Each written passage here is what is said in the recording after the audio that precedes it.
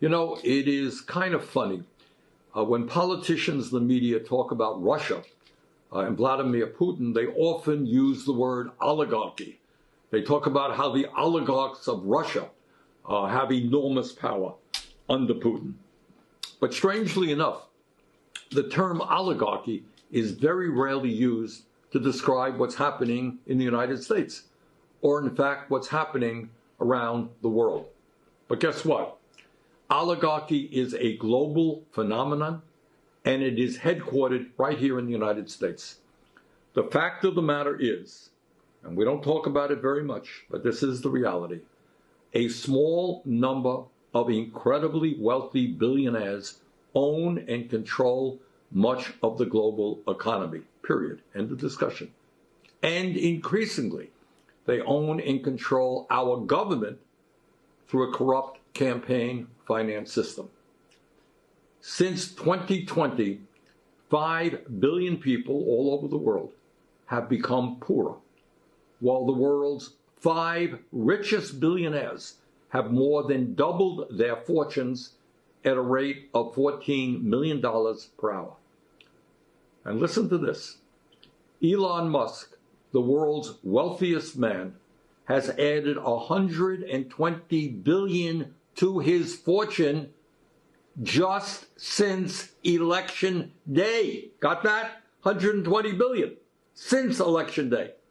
While Jeff Bezos, number 2 guy, he only became $67 billion richer in the last month.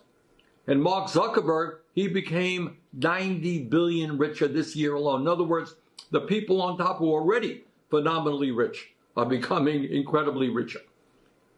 Over the past decade, the wealthiest 1% of the global population amassed $42 trillion in new wealth, while the wealth of the bottom half of society barely budged.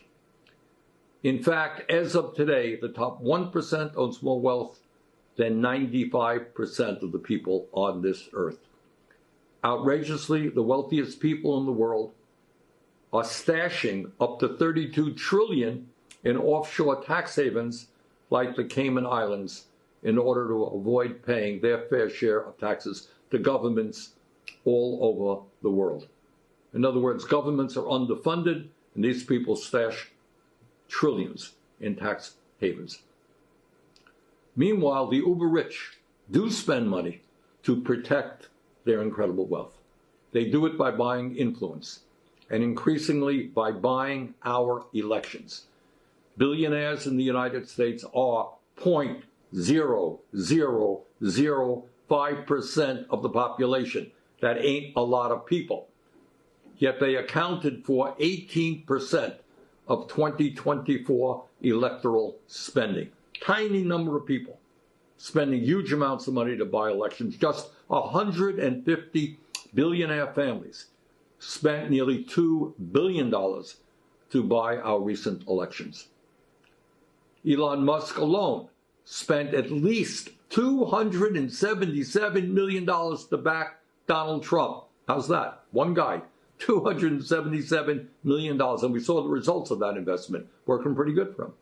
The major defense contractors spent over $38 million this election cycle. And you know what? They're going to have $1 trillion military budget with enormous amounts of waste and fraud in it.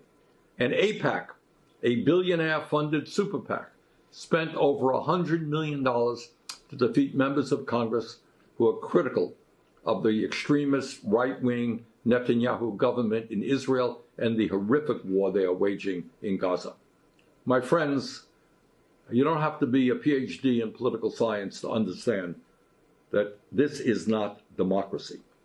This is not one person, one vote. This is not all of us coming together to decide our future.